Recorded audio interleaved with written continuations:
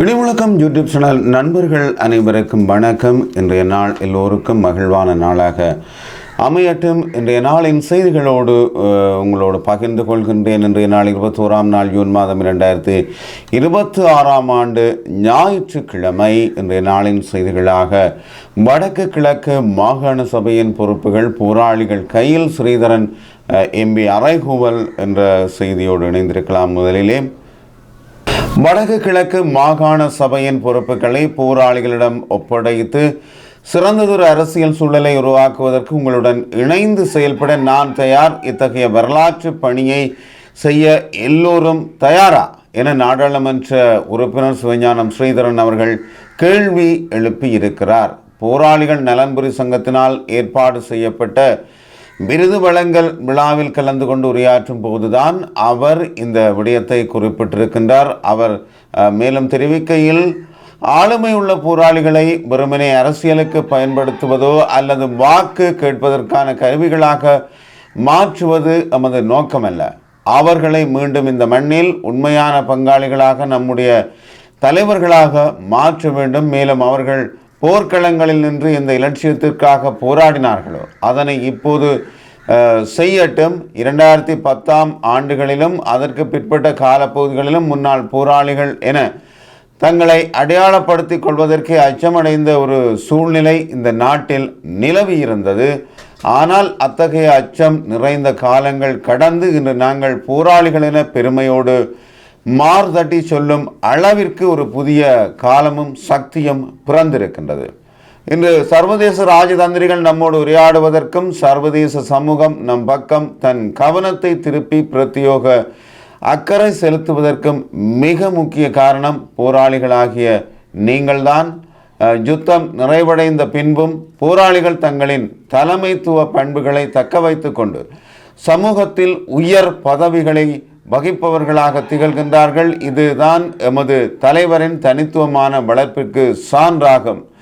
இதனால் தான் போராளிகளை இந்த மண்ணில் என்றும் நிலைநிறுத்த முடிகின்றது. இருப்பினும் பயங்கரவாத தடைச்சட்டமும் அரசின் சட்டத்துறையும் போராளிகள் மீதும் தமிழ் மக்கள் மீதும் இன்னமும் தன் அடக்குமுறைகளை பாய்ச்சி கொண்டுதான் இருக்கின்றன. நமக்காக போராடியவர்களே எங்களை கொல்ல வந்தார்கள் என்று பழியை சுமத்தி நாமே சிறைக்கு அனுப்பி வைத்திருக்கின்றோம். ஆனால் இன்று அதே போராளிகளை முன்னிறுத்தி அவர்களுக்கு முன்னால் நின்று கொண்டு இது உங்கள் கட்சி, அண்ணன் காட்டிய சின்னம் என சிலர் சுயநல அரசியல் பிழைப்பு நடத்துகின்றார்கள். இதனை நாம் எவ்வாறு சகித்துக் கொள்வது? மக்கள் எங்களை விட்டு விலகி போவதற்கு இத்தகைய போலித்தனமான அரசியலே முதன்மை காரணம். நான் நெஞ்சை நிமித்தி சொல்வேன், கிளிநொச்சியில் உள்ள 40 வட்டாரங்களில் 13 வட்டாரங்கள் என்றும் போராளிகளின் கைகளில் தான் உள்ளன. அவர்களின் குடும்பங்களை மையப்படுத்தியே நாம் எமது அரசியலை முன்னெடுத்து வருகின்றோம். கிளிநொச்சி மண் என்று நிமிர்ந்து நிற்கிறது என்றால் அதற்கு மாவீரர்களது தியாகமும் போராளிகள் சிந்திய இரத்தமுமே காரணம். எனவே போராளிகள் எமது சமூகத்தை தலைமை தாங்கட்டும். நாங்கள் அனைவரும் ஒன்றாக இணைந்து எமது அரசியலை மேற்கொள்வோம் என்று தெரிவித்தார். அது நாடாளுமன்ற உறுப்பினர் அவர்கள் ஸ்ரீதரன் அவர்களின் செய்தியாக இருக்கின்றது. உண்மையில் இந்த போராளிகளுக்கான அரசியல் அங்கீகாரம் இல்லாதுதான் அவர்கள் இன்றும் அவர்களுடைய வாழ்க்கை நகர்கின்றது. போராடியவர்கள் ஒரு தடை சட்டத்திற்குள்ளே வாழ்ந்து கொண்டிருக்கின்றார்கள். அரசியல் அங்கீகாரம் கிடைக்கின்ற பொழுதுதான் ஒரு அதிகாரம் பெற்ற போராளிகளாக அவர்கள் இந்த மண்ணிலே இந்த மக்களிடையே தலை நிமிர்ந்து வாழக்கூடியவர்களாக இருப்பார்கள். எனவே இது எல்லோருக்கும் உள்ள ஒரு கடமைதான். உங்களோடு இணைந்திருந்தவர்கள், உங்களுக்காக பணியாற்றியவர்கள், அர்ப்பணிப்புடன் இன்றும் செயற்படக்கூடிய போராளிகள் உங்கள் மத்தியிலே வாழ்ந்து கொண்டிருக்கின்றார்கள். எனவே அவர்களுக்கு பொறுப்பை ஒப்படைப்பதன் ஊடாக உங்கள் பகுதிகளை நீங்கள் சிறப்பாக கையாள முடியும். ஒரு அர்ப்பணிப்பான போராளிகளாக அவர்கள் இருப்பார்கள். உண்மையில் போராளிகள் கட்சியை தொடங்கி அவர்கள் தங்களுக்கான ஒரு அரசியல் கட்சியை தொடங்கி 11 வருடங்களை கடந்திருக்கின்ற நிலையில் இன்னமும் அவர்கள் ஒரு அரசியலிலே வெளிவர முடியாத போராளிகளாகவே இருந்து கொண்டிருக்கிறார்கள். அதற்கு மக்கள்தான் அதற்கான ஒத்துழைப்பை வழங்க வேண்டும்.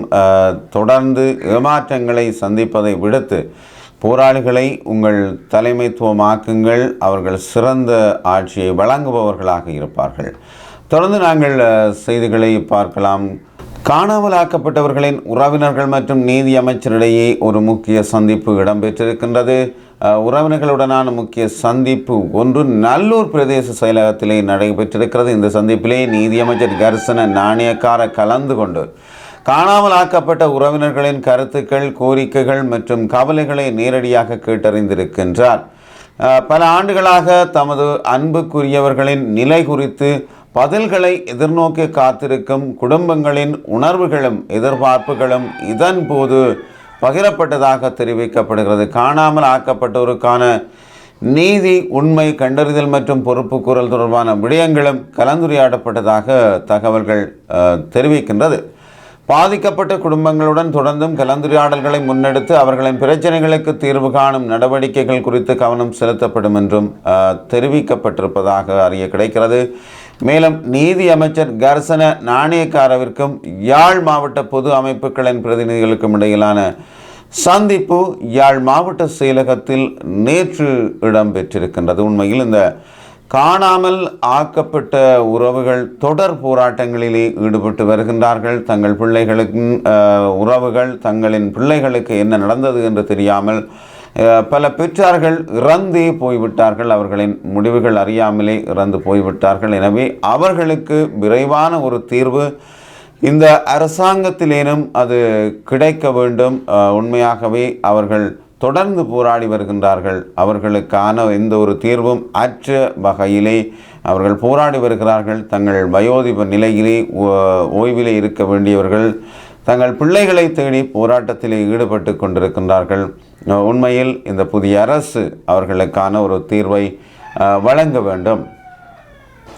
செம்மணி மற்றும் முள்ளிவாய்க்கால் விவகாரங்களுக்கு சர்வதேச நீதியே தீர்வு என்று கஜேந்திரகுமார் பொன்னம்பலம் அவர்கள் தெரிவித்திருக்கின்றார். யாழ்ப்பாணம் மனித புதைகுழி மற்றும் முள்ளிவாய்க்கால் சம்பவங்கள் தொடர்பில் நீதியை நிலைநாட்டுவதற்கு சர்வதேச விசாரணை முன்னெடுக்கப்பட வேண்டும் என்று அவர் மேலும் தெரிவித்திருக்கின்றார்.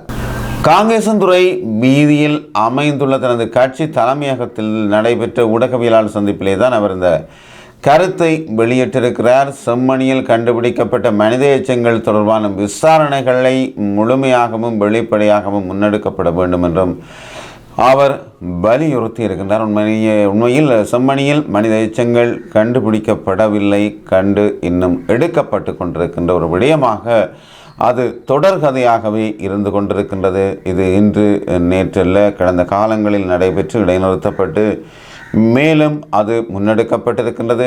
அரசாங்கம் அதற்கான நிதியை ஒதுக்கி இருக்கின்றது. உண்மையில் ஏதோ ஒரு வகையில் அதற்கான ஒரு தீர்வு கிடைப்பதற்கான ஒரு முயற்சியை இந்த அரசு எடுத்திருப்பது போன்றே தோன்றுகிறது. அது ஒரு நல்ல முடிவாக இருக்க வேண்டும். மேலும் செம்மணி புதைகுழியில் இருந்து 380க்கும் மேற்பட்ட மனித எலும்புக்கூடுகள் மீட்கப்பட்டுள்ளதாகவும் அவர் குறிப்பிட்டிருக்கின்றார். இது உலகளாவிய ரீதியிலே ஒரு கவனத்தை ஏற்படுத்தியிருப்பதாகவும், மேலும் செம்மணி அகழ்வாய்வு பணிகள் தொடர்ச்சியாக முன்னெடுக்கப்பட்டு உண்மைகள் வெளிக்கொணரப்பட வேண்டும் என்பதுடன் அவை எந்தவித தடைகளுமின்றி நடைபெற வேண்டும் என்று எதிர்பார்ப்பும் உள்ளதாக அவர் கூறினார் என்றும் அந்த செய்தியை அறிய கிடைத்திருக்கின்றது. இதேவேளை முள்ளிவாய்க்கால் சம்பவம் மற்றும் தமிழ் மக்களுக்கு எதிராக இடம்பெற்றதாக கூறப்படும் மனித உரிமை மீறல்கள் தொடர்பாக உள்நாட்டு மட்டத்தில் நீதியை பெறுவதில் நம்பிக்கை இல்லை என்றும் அவர் தெரிவித்திருக்கிறார். சர்வதேச குற்றவியல் நீதிமன்றம் உள்ளிட்ட சர்வதேச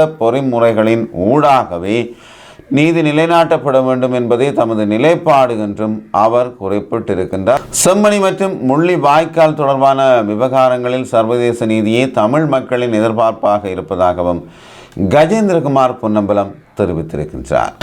மேலும் தமிழ் மூவேந்தர்களை வணங்கி தந்தை செல்வ அரங்கில் ஒலித்த வட்டுக்கோட்டை எழுச்சி மாநாடு 50வது ஆண்டிலே நடைபெற்றிருக்கிறது. வட்டுக்கோட்டை பிரகடனத்தின் 50வது ஆண்டின் நிறைவு எழுச்சி மாநாடாகவே இது நடைபெற்றிருக்கின்றது.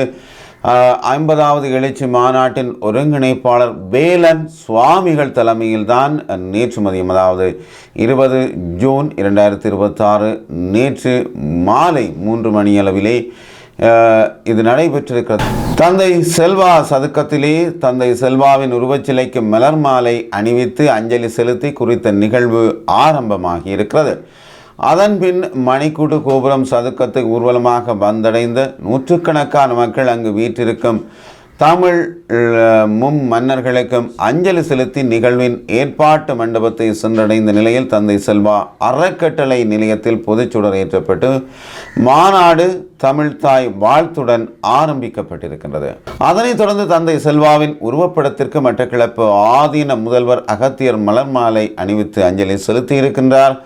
அத்தோடு 50 எழுச்சி மாநாட்டின் ஒருங்கிணைப்பாளர் வேலன் சுவாமிகளினால் அறிக்கையும் வெளியிடப்பட்டிருக்கிறது. அந்த அறிக்கையில் குறிப்பிடப்பட்டுள்ளதாவது, வட்டுக்கோட்டை தீர்மானத்தை துணிச்சலுடன் முன்னெடுத்த தந்தை செல்வா உட்பட தமிழ் தலைவர்களை நினைவில் நிறுத்தி அந்த தீர்மான கொள்கையை தமது உயிரை அர்ப்பணித்து 2009ஆம் ஆண்டு வரை முன்னெடுத்த மாவீரர்களுக்கு வீர வணக்கத்தை தெரிவித்துக் கொள்கின்றோம். தமிழின அழிப்பால் இனப்படுகொலையால் படுகொலை செய்யப்பட்ட நமது தமிழ் உறவுகளை நினைவு கூறுகின்றோம். நமது தேசத்தை மீள கோருகின்றோம். இன்று நாம் ஒன்று கூடியிருப்பது ஒரு சாதாரண நினைவு கூறும் நிகழ்விற்காக அல்ல, மாறாக ஈழத்தமிழர் வரலாற்றில் ஒரு முக்கியமான திருப்புமுனையை நினைவு கூறவும் அதன் அர்த்தத்தை மீளாய்வு செய்யவும் எதிர்கால பாதையை வகுக்கவும் நாம் ஒன்று கூடியுள்ளோம் என்றும் அவர் தெரிவித்திருக்கின்றார். வட்டுக்கோட்டை 50வது விழாவிலே உண்மையில் வட்டுக்கோட்டை 50வது விழாவினை முன்னிட்டு கடந்த நாட்களில் இருவட்டு ஒன்றும் வெளியிடப்பட்டிருந்ததை எங்களால் அறிய கிடைத்திருந்தது. அதே நேரத்திலே வேலன் சுவாமிகளின் இன்னொரு செய்தியை பார்த்தால், யுத்த காலத்திலே கொழும்பு காலி துறைமுகங்களில் செயற்பட்ட சீனாவின் ஆயுத களஞ்சிய சாலைகள் தடை செய்யப்பட்ட ஆயுதங்கள் அங்கிருந்தே விநியோகம் சர்வதேச விசாரணையை கோரியிருக்கின்றார் வேலன் சுவாமிகள் அவர்கள். சர்வதேச சட்டங்களை மீறிய ஆயுதங்கள் இங்கே பயன்படுத்தப்பட்டன என்பதற்கு கொழும்பு மற்றும் காலி துறைமுகங்களில் அமைக்கப்பட்டிருந்த சீன ஆயுத களஞ்சிய சாலைகள் கூட உரிய விசாரணைகள் மேற்கொண்டால் ஆதாரமாக மாறலாம் என்று அவர் தெரிவித்திருக்கின்றார். நல்லை சிவகுரு ஆதீன குரு முதல்வர் வேலன் சுவாமிகள் தான் இந்த கருத்தை வெளியிட்டிருக்கின்றார். யாழ்ப்பாணம் செம்மணி சிந்து பாத்தி மயானத்தில் உள்ள மனித புதைகுழியை நேற்று முன்தினம் இலங்கையின் நீதி அமைச்சர் கர்சன நாணயக்கார பார்வையில் வந்தபோது இடம்பெற்ற ஆர்ப்பாட்டத்தில் பங்கு கொண்டு உரையாற்றும் போது அவர் மேற்கண்டவாறு இந்த கருத்தை தெரிவித்திருக்கின்றார்.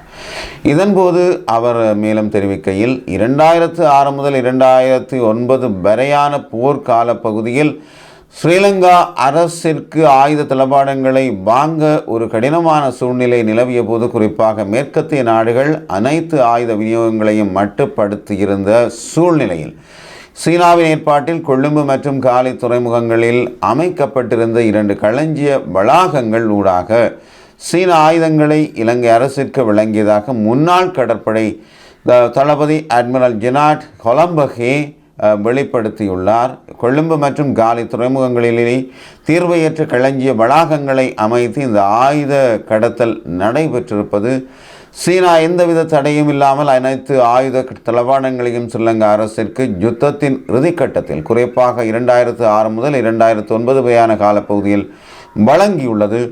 பாதுகாப்பு அமைச்சின் கடிதத்துடன் செல்லக்கூடிய இலங்கை இராணுவ அதிகாரிகள் இந்த ஆயுத களஞ்சிய சாலைகளில் இருந்து தமக்கு தேவையான ஆயுதங்களை எந்தவித முன்னேற்பாடுகளுமின்றி தாராளமாக பெற்றுக்கொள்ளும் ஒரு சூழ்நிலை இருந்திருக்கிறது. அதாவது ஆயுத பல்பொருள் அங்காடியாக கொழும்பிலும் காலியிலும் இருந்த களஞ்சிய சாலைகள் செயல்பட்டிருக்கின்றன. உண்மை தற்போது முன்னாள் கடற்படை தளபதி அட்மிரல் ஜெனாட் கொலம்பகே ஊடாக வெளிவந்துள்ள சூழலில் இது சார்ந்த ஓர் சர்வதேச விசாரணை மேற்கொள்ள வேண்டும். யுத்தத்தின் இறுதி காலகட்டங்களில் ஆனந்தபுரம் முள்ளி வாய்க்கால் பகுதிகளில் ஸ்ரீலங்கா அரசு பொஸ்பரஸ் குண்டுகளையும் கிளஸ்டர் குண்டுகளையும் சர்வதேச ரீதியில் தடை செய்யப்பட்டுள்ள குண்டுகளை பயன்படுத்தித்தான் இந்த தமிழ் இனப்படுகொலையை, அதாவது தமிழின அழிப்பை செய்திருக்கின்றது. சர்வதேச ரீதியில் தடை செய்யப்பட்ட ஆயுதங்கள் எவ்வாறு ஸ்ரீலங்காவிற்கு கொண்டு வரப்பட்டன, அதற்கு யாரெல்லாம் துணை நின்றார்கள், இதன் உண்மைத்தன்மை என்ன என ஒரு சர்வதேச விசாரணை மேற்கொள்ளப்பட்டால் மட்டும்தான் இந்த உண்மைகளை வெளிக்கொணர முடியும். சர்வதேச சட்டங்களை மீறி இந்த ஆயுதங்கள் இங்கே பயன்படுத்தப்பட்டன என்பதற்கு இந்த கொழும்பு மற்றும் காலி துறைமுகங்களில் அமைக்கப்பட்டிருந்த களஞ்சிய சாலைகள் கூட உரிய விசாரணைகள் மேற்கொண்டால் ஆதாரமாக மாறலாம். இந்த இடத்தில் ஸ்ரீலங்காவின் பூகோள அரசியல் முக்கியத்துவம் பெறுகின்றது. கடல் சார்ந்த முக்கியத்துவம் என்பது சர்வதேச கடல் பாதைகளிலே மிகவும் முக்கியத்துவமான பாதையாகிய கிழக்கு மேற்கு கடல் பாதை என்பது ஸ்ரீலங்காவில் இருந்து வரும் 12 கடல் மைல் தொலைவிலேயே இருக்கிறது. கிழக்கு மேற்கு கடல் பாதையில் தினமும் 300க்கும் மேற்பட்ட கப்பல்கள் சென்று வரும் பின்னணியிலேயே இது பூகோள ரீதியிலும் கேந்திர முக்கியத்துவம் வாய்ந்த ஒரு விடயமாக இருக்கின்ற சூழ்நிலையிலே சர்வதேசம் இதை முன்னிட்டு ஒரு விசாரணை மேற்கொள்ள வேண்டும். போர்க்குற்றங்கள், மனித குலத்திற்கு எதிரான குற்றங்கள், தமிழின இனப்படுகொலை பற்றிய சார்பிலே விசாரணை முன்னெடுக்கப்பட வேண்டும் என்றார் என்று வேலன் சுவாமிகள் அவர்களின் கருத்தை இங்கே செய்தியாக பார்க்க முடிந்தது. இதேவேளை காணாமல் ஆக்கப்பட்ட உறவுகள் தொடர்பில் நாடு முழுவதும் 22,000 முறைப்பாடுகள் கிடைக்கப்பெற்றதான செய்தியை பார்த்தால் இலங்கை முழுவதும் கிட்டத்தட்ட காணாமல் ஆக்கப்பட்டோர் பற்றிய 22,000 முறைப்பாடுகள் கிடைக்கப்பெற்றிருக்கின்றன என்றும் அதில் வடக்கு மற்றும் கிழக்கு மாகாணங்களில் மாத்திரம் 6,000 முதல் 7,000 வரையான முறைப்பாடுகள் பதிவாகியுள்ளன என்றும் காணாமலாக்கப்பட்டோருக்கான அலுவலகத்தின் தலைவர் மகேஷ் காட்டுலந்த தெரிவித்திருக்கின்றார். நீதி மற்றும் தேசிய ஒருமைப்பாட்டு அமைச்சர் சட்டத்தரணி கர்சன நாணயக்கார தலைமையிலான உயர்மட்ட குழுவினருக்கும் காணாமல் ஆக்கப்பட்டோரின் உறவினர்களுக்கும் இடையிலான விசேட கலந்துரையாடல் யாழ்ப்பாண மாவட்ட செயலகத்தில் நேற்று, அதாவது 20/6/2026 நேற்று நடைபெற்றது. இதில் கலந்து கொண்டு கருத்துக்களை வெளியிடும் போதுதான் அவர் மேற்கண்ட கருத்துக்களை தெரிவித்திருக்கின்றார். பாதிக்கப்பட்ட குடும்பங்களின் பலிகளை போக்கும் நோக்கில் காணாமலாக்கப்பட்டோருக்கான அலுவலகம் எடுத்து வரும் தார்மீக நடவடிக்கைகள் குறித்து அதன் தலைவர் மேலும் தெரிவிக்கையில், காணாமல் ஆக்கப்பட்டோருக்கான அலுவலகமானது எந்த விதமான அரசியல் தலையீடுகளும் இல்லாத முற்றிலும் சுதந்திரமான அரசு நிறுவனமாகவே இயங்கி வருகிறது என்றும் அவர் குறிப்பிட்டிருக்கின்றார். நாங்கள் அரசினுடைய நிதியில் இயங்குகின்ற போதிலும் அரச சட்டத்திட்டங்களுக்கு உட்பட்டு நீதியான வழியில் மாத்திரமே எமது பணிகளை முன்னெடுக்கின்றோம் என்றும் அவர் தெரிவித்திருக்கின்றார். மேலும் ஒரு சர்வதேச செய்தியை உங்களோடு இணைத்துக் கொள்கின்றேன். கிழக்கு லிபியாவின் மத்திய தரைக்கடல் கடலோர பகுதியில் கடந்த ஒரு வாரத்தில் ஒரு சிறுமி உட்பட குறைந்தது 15 அகதிகளின் உடல்கள் கரை ஒதுங்கியுள்ளதாக தெரிவிக்கப்படுகின்றது. பாதுகாப்பு மற்றும் மருத்துவத்துறை அதிகாரிகள் இதனை தெரிவித்துள்ளார்கள். இவர்கள் பயணித்த படகு கடலில் கவிழ்ந்து விபத்துக்குள்ளானதாக நம்பப்படுகின்றது. இந்த நிலையில் தப்பி பிழைத்த 10 நபர்கள் அளித்த தகவல்களின்படி அந்த படகில் மொத்தம் 61 பேர் வரை பயணித்ததாக கடற்படை வட்டாரங்கள் தெரிவித்தன என்று சொல்லப்படுகின்றது. எகிப்து நாட்டின் எல்லைக்கு அருகில் உள்ள டாப்ருக் என்ற நகரத்தின் கடலோர பகுதியில் இருந்து இந்த உடல்கள் மீட்கப்பட்டதாக சொல்லப்படுகிறது. மீட்கப்பட்ட உடல்கள் மிகவும் சிதைந்த நிலையில் இருந்ததாகவும் கடலில் மேலும் பல உடல்கள் இருக்க வாய்ப்புள்ளதாகவும் அதிகாரிகள் எச்சரித்திருக்கின்றார்கள். 2011 நேட்டோ ஆதரவுடன் நடந்த கிளர்ச்சியில் முஅம்மர் கடாபி வீழ்த்தப்பட்டதற்கு பிறகு வறுமை மற்றும் உள்நாட்டு போர்களில் இருந்து தப்பி ஐரோப்பாவிற்கு செல்ல முயலும் ஆப்பிரிக்க அகதிகளின் முக்கிய பயண பாதையாக லிபியா மாறியுள்ளமை குறிப்பிடத்தக்கது. இது ஒரு சர்வதேச செய்தியாக இருக்கின்றது. நல்லது அன்பு சொந்தங்களே, இதுவரை இடிமுழக்கம் செய்தியோடு இணைந்திருந்தீர்கள். மீண்டும் நாளை சந்திக்கும் வரை விடைபெறுகிறேன். நன்றி, வணக்கம். அதுவரை உங்கள் ஆதரவை இடிமுழக்கம் சேனலுக்கு வழங்குங்கள். நன்றி, வணக்கம். அன்புடன் சக்திவேல்.